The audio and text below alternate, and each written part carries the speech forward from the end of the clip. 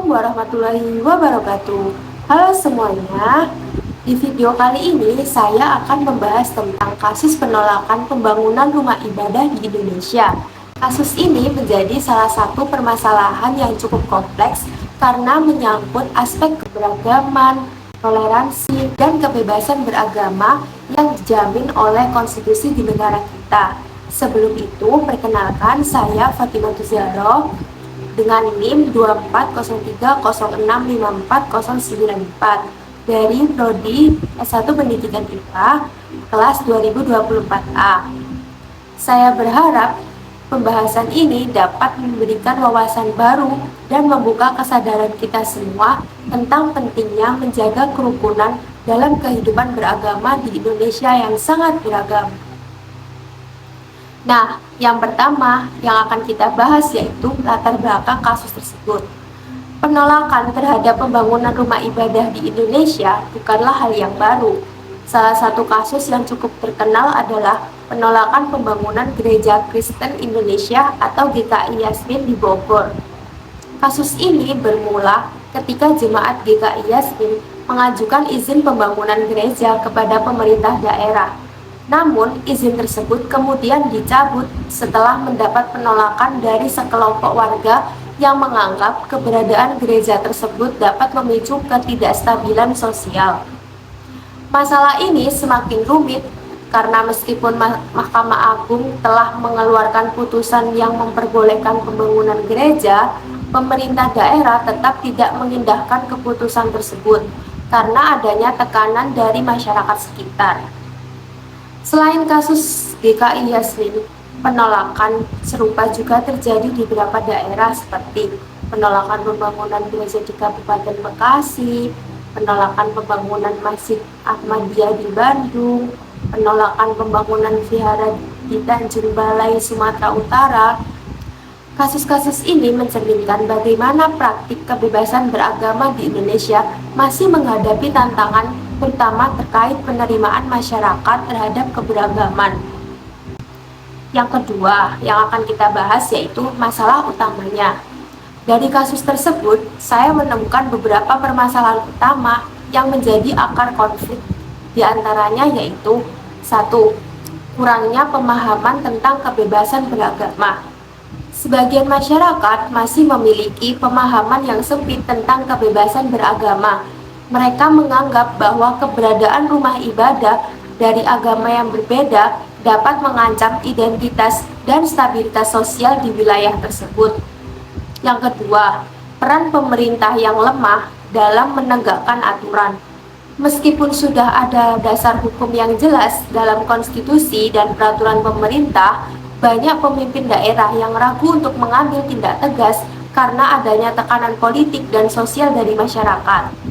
Yang ketiga, kurangnya dialog antar umat beragama. Minimnya ruang dialog antar umat beragama menyebabkan prasangka dan ketidakpahaman yang terus berkembang di masyarakat. Ketidakmampuan untuk menerima perbedaan ini kemudian berujung pada konflik dan penolakan. Yang ketiga yang akan kita bahas yaitu analisis dan perspektif.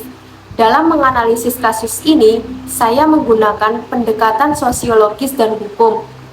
Dari perspektif sosiologis, penolakan pembangunan rumah ibadah mencerminkan adanya kesenjangan sosial dan ketidakmampuan masyarakat dalam menerima perbedaan. Ketidakpahaman tentang pentingnya kerukunan dan toleransi menjadi pemicu utama terjadinya konflik ini.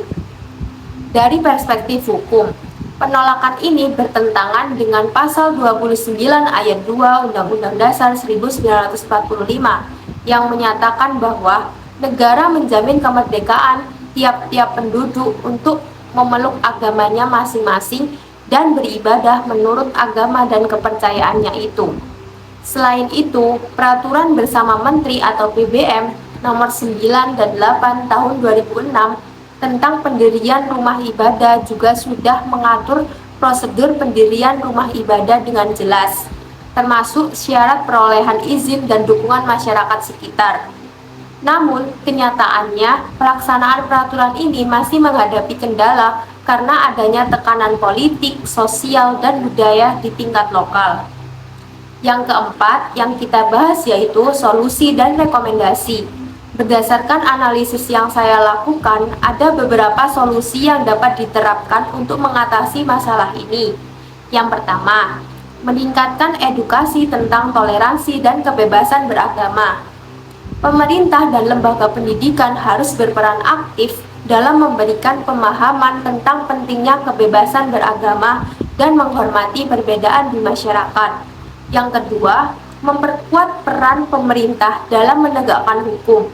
Pemerintah harus tegas dalam menegakkan peraturan terkait kebebasan beragama dan pendirian rumah ibadah. Ketidakjelasan dalam pelaksanaan hukum hanya akan memperburuk ketegangan antar umat beragama.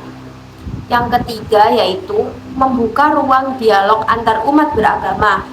Membangun forum atau wadah untuk mempertemukan tokoh agama, masyarakat, dan pemerintah dapat menjadi solusi efektif untuk menyelesaikan konflik.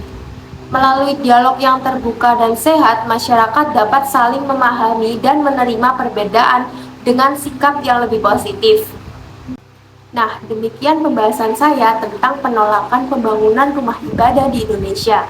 Keberagaman adalah kekuatan kita, dan sikap saling menghormati adalah kunci untuk menciptakan kehidupan yang damai dan harmonis. Terima kasih sudah menyaksikan video ini. Jangan lupa like, share, dan subscribe untuk mendukung channel ini. Wassalamualaikum warahmatullahi wabarakatuh.